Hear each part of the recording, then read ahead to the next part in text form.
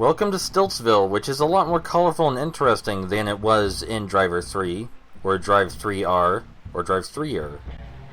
They are all the same game. Anyway,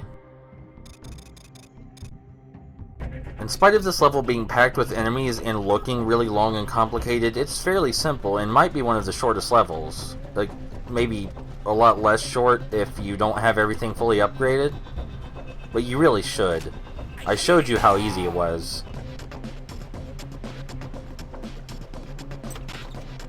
We're getting pretty near the end of the game, but the level design still has some gimmicks to pull out for us. I don't mean gimmicks in a bad way, though. It makes sense for Miami Vice to be here in Stiltsville, because Stiltsville has a habit of attracting Vice police officers. I do know that the reason the show and video game are called Miami Vice is because Crockett and Tubbs are part of a Vice squad, which means they focus on moral crimes, which is a very, it's a thing that changes a lot, depending on local customs, I imagine, and local laws. But they crack down on drugs because drugs are considered a moral crime. I imagine that Vice squads are still around, but they probably aren't called Vice squads anymore. Other moral crimes, I think, are stuff like prostitution. I don't think it involves things like murder or fraud or anything like that. Though we are murdering a whole lot of people. But we're the police, so that's okay. We are 100% justified in murdering all of these people for taking drugs. I mean, to be fair, they're the ones firing first, I guess. So Stiltsville level design-wise is kind of a combination of the trailer park and the normal level design the game presents. There are a lot of corridors, but there are no real walls, so it's still open, but there are also pieces of cover everywhere. Meaning you are restricted in movement, but not where you can fire, which is kind of interesting. The lack of walls also means that sometimes we won't be able to see exactly where we're aiming because our laser sight only works if we have something to point it at. But we'll get to that when we get to that. That's the wrong door. You don't actually need to take cover a whole lot in this level, because everyone's just standing out in the open, again, because of a lack of walls and large structures to hide behind.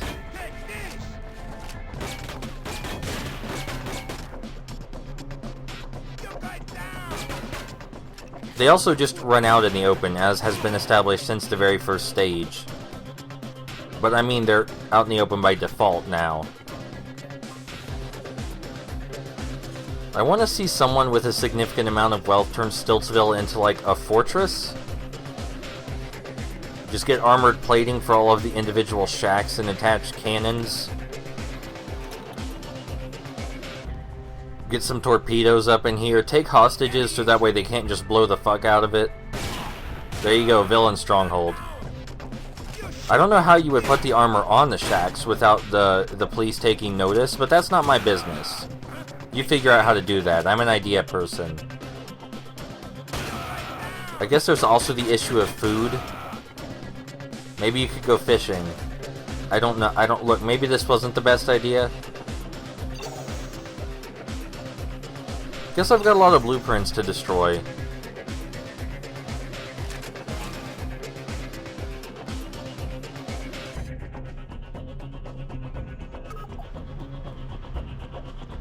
You know, we haven't talked a whole lot about the story in this game, but I guess I just never saw a reason to. For some reason I thought this was the correct door. It is not.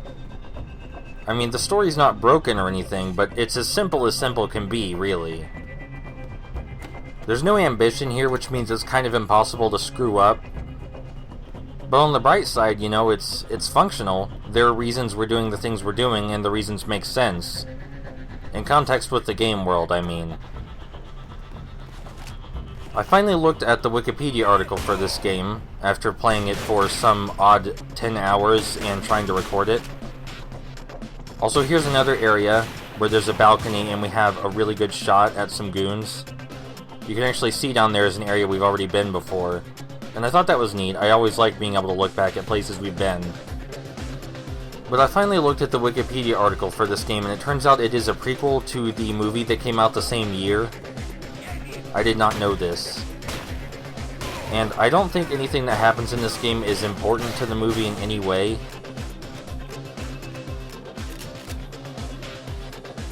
The story seems to be the equivalent of anime filler for the movie. That's not to say the game is anime filler, though. I like the game a whole lot. It seems weird to me, too, that this game was a PSP exclusive. It's weird that they were making Miami Vice tie-in game to begin with, I imagine. But it's also a PSP exclusive, which, I mean, I don't know how you would sell that to the higher-ups. I guess it's relatively low risk, since you don't have to fork over as much budget.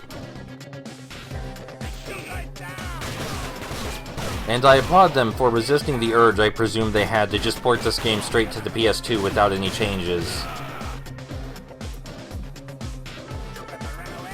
I'm reminded of some other licensed games where the PSP versions are pretty much identical to the PS2 versions, and sometimes the Wii version. Because the Wii was never considered a next-gen console. Like, ever. It just existed in this weird purgatory. But you can tell this game was built from the ground up to be a PSP title, and I'm glad it stayed that way. So here's an area where it can be kinda hard to shoot enemies properly, because there's very little for a laser sight to point at besides the enemies themselves. Not impossible, just a tiny bit harder. And I mean, I honestly thought that was pretty cool. I suppose if you get tired of playing around, you can just run up to them with a shotgun and that would work just as well. But don't worry, we're gonna get plenty of that. So there's a reason I'm not doing it yet.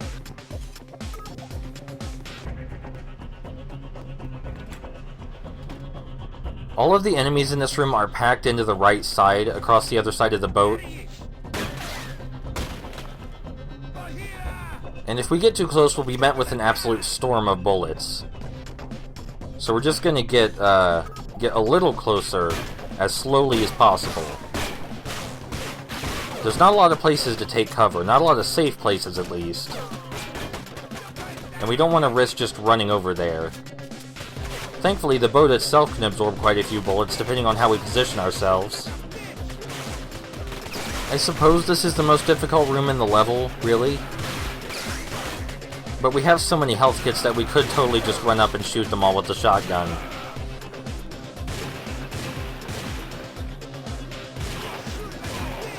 I suppose you could argue that this is what hard mode is for, but it's called normal mode for a reason, because that's the mode you're intended to play the game on, the normal way to play the game. So that is what I do, barring some kind of extreme design oversight. Like, X-Men Destiny. The last room in the level is absolutely nothing to talk about. I guess I appreciate how open it is, but there's so few enemies that it doesn't really matter. There's not a lot of places to take cover either. I suppose that is the main feature of this room, is that it's kind of easy to get shot at, but with only 2 enemies, it's not a big deal. So yeah, there's another boat section coming up. At least it is the best boat section in the game. You can say that about it.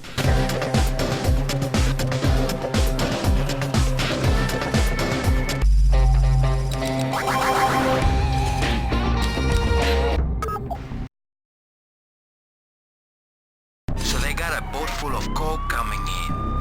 Them Colombians, they still crazy, but they smart too. The big boat stays at sea, they get the little boats to smuggle the stuff ashore. Take out the speedboats and get close enough to the cargo ship to plant a tracer. That way we'll be waiting for it next time it comes back into U.S. waters.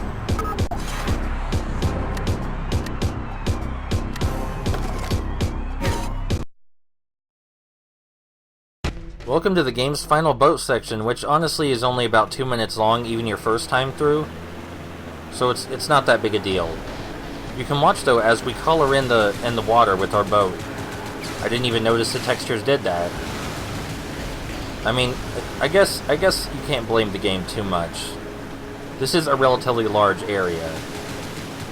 Like the other two boat levels, the enemy speedboats present no danger to us whatsoever. And the fact that this level is much shorter than the others means that they present even less danger than they did previously. The reason this level is the best one is because it's somewhat maze-like. You have to maneuver a lot more than you did in the other levels. It's like a little obstacle course. Fun fact about the drugs, they appear in the final level as well, even though, you know, there's no reason for them to appear in the final level, since it's the final level. You can replay the levels as many times as you want, and you can keep upgrading your stuff, but I haven't found a reason to do that. It's not like you unlock extra content or anything.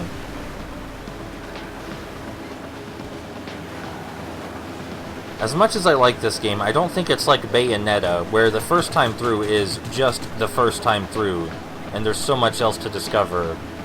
I don't think it's like that. This is probably where a normal person would say something about the game not having any replay value, but I never got that, really. Even if a game is only meant to be played once, I play it more than once because, you know, do you only watch movies one time? If something's fun, it's worth experiencing twice, right? Or 3 times? I've already played this game 3 times in the making of this recording. I wonder if there's a roller coaster critic out there who complains that a roller coaster has no replay value. I wish I could say something about the boat section itself, but there's nothing to say about it. There's no nuances here, unlike in the normal gameplay.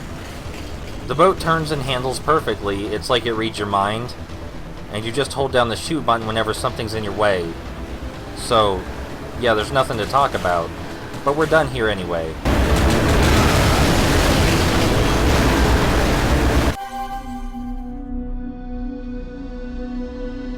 The shipment is ready. I'm taking a big risk, senor. Don't worry. The authorities will not interfere.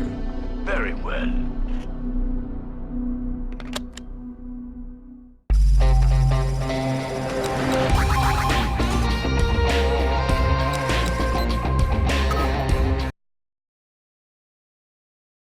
Next time that coke boat's back in town, he's gonna dock at the harbor. He's carrying the biggest shipment yet. And, hey, guess what? Sangre Negra himself is going to be on board to personally supervise the handover. Whatever you paid Freddy, it was worth it. If you can get Sangre Negra, then his whole cartel's out of business.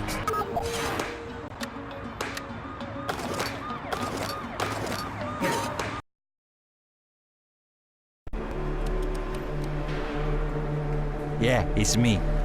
The body. They on their way there now. You done good for us, Freddy. I won't forget it.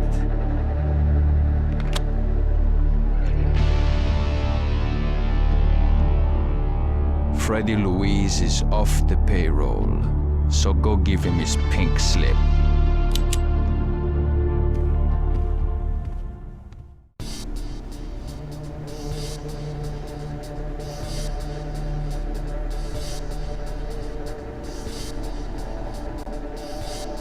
Welcome to the final level, and the reason this level is in this video is because although I wish I could say it were the most interesting, it's definitely not.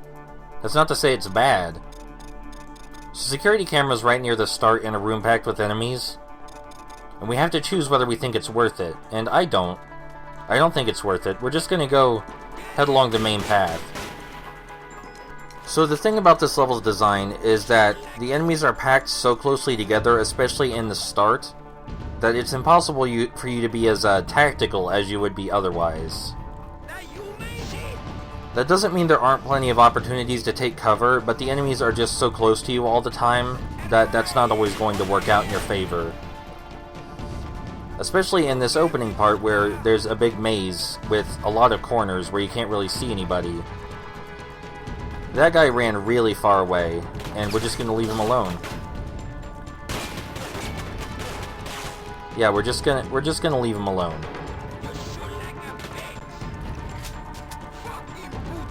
They tried to slip design elements from every level in the game in here, which is good. I think it's good. I mean, the maze-like and corridor shooting aspect is obviously taken from a lot of the earlier levels. The lighting is obviously taken from a lot of the earlier levels. That is a lot of glare.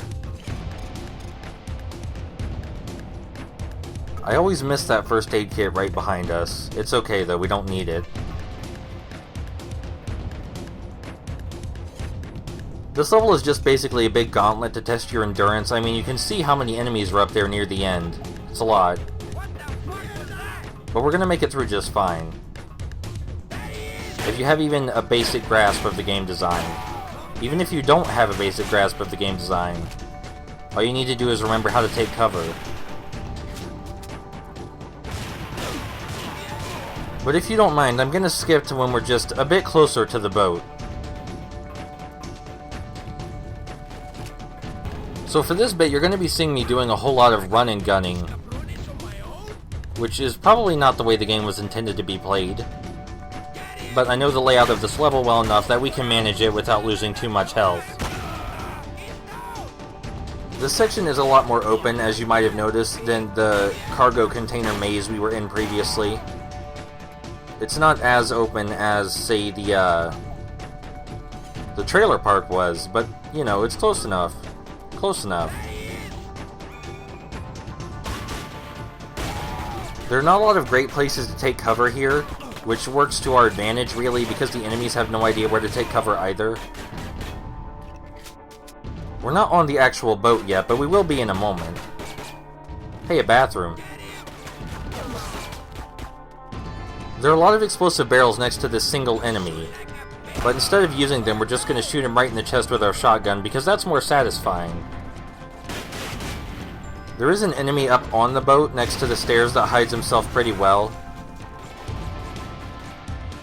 Sometimes he refuses to come out until you come on the boat with him, but that's okay. There is, after all, a first aid kit up there with him. And the game, like I said, doesn't have any boss fights, so we don't need to worry about conserving our health so much. I'm sorry, I called this the boat, didn't I? We're not on the boat yet, but we almost are. It's right up there. So now we're gonna go on the boat. And the boat is the last section of this level, as one might imagine.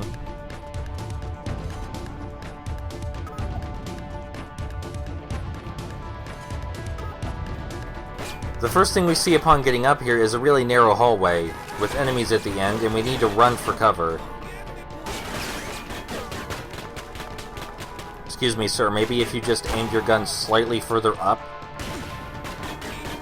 Maybe that would produce better results. I don't know, I'm not an expert. You can manage to hear enemies shooting you all across the boat, even when they have no reasonable way to see you. They know you're there anyway, because you made noise. So they're just shooting at walls. There's a guy behind these staircases. So we're gonna want to see if we can take out his buddy before we hop down there. And then turn around to take him out. He's also guarding a health kit, I think. Not quite sure on that. No, it looks like he... Oh, yep, there we go. And he's also guarding some coke, which we don't need.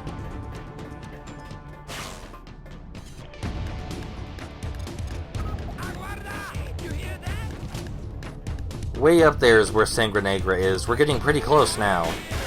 We really just want to run down here and take cover behind these enormous containers. Don't bother trying to take them out from up there.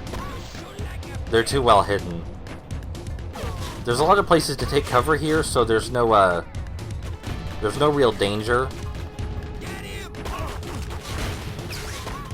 And even if there were, I'm pretty sure we could kill them before they could kill us. So, not that worried. You should consider taking cover behind things that cover up his head next time.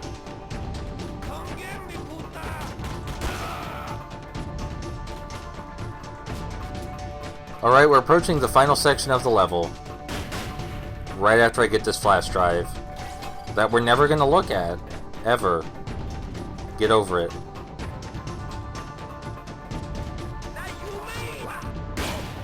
What the hell was he doing? I don't know what hand motion that was. Maybe I'm just blind.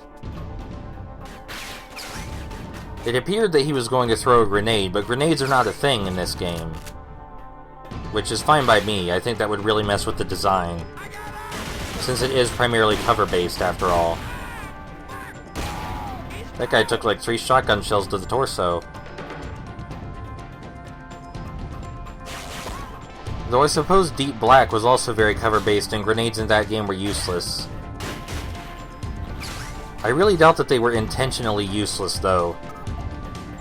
So, the last few hallways leading up to Sangre Negra are really cramped. But that's okay, because as you might have noticed, we have 3 full health kits. Not that they can be half full, but you know what I mean.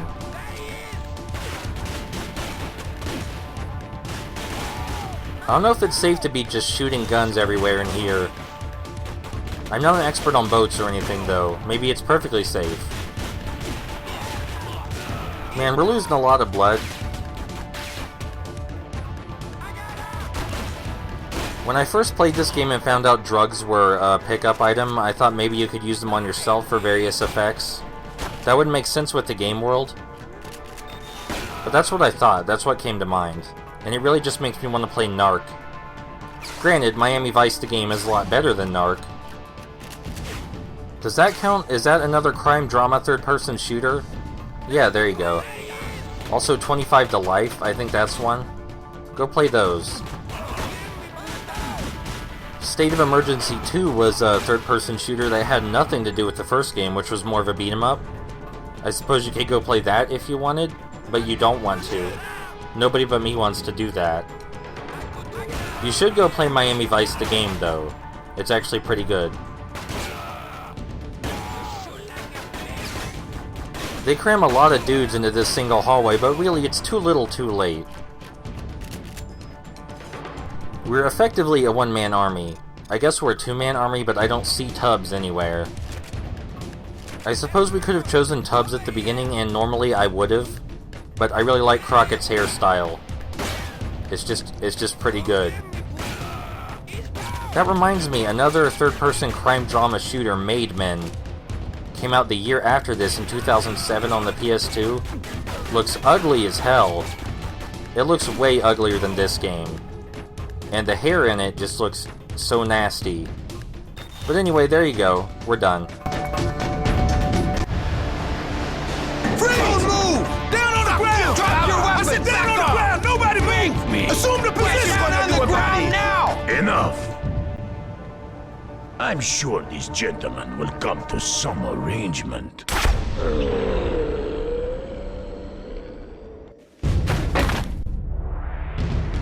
Shit! Check it out!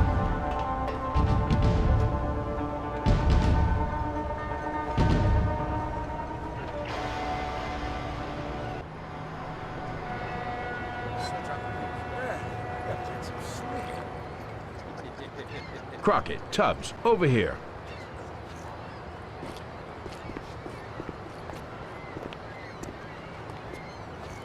You heard about Freddie Luis? Lieutenant? He's been retired out of the snitch business.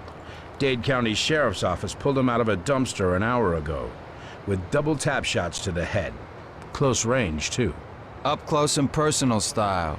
Someone else tying up a few loose ends of their own? You think Freddie had a cousin he never told us about? I think we've been played all along. And by someone much higher up on the food chain than anyone we've taken down so far.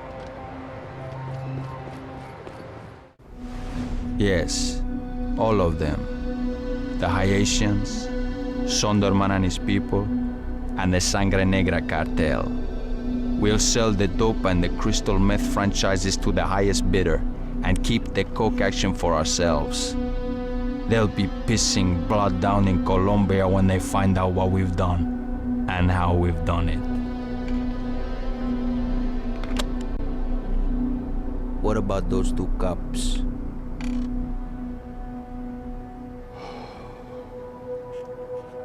They're just cops.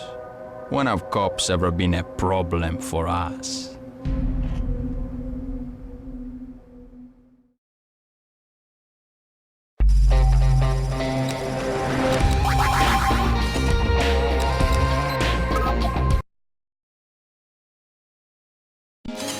So that was Miami Vice the game, and like I said, it is a prequel to the movie, which is why it ended in that fashion.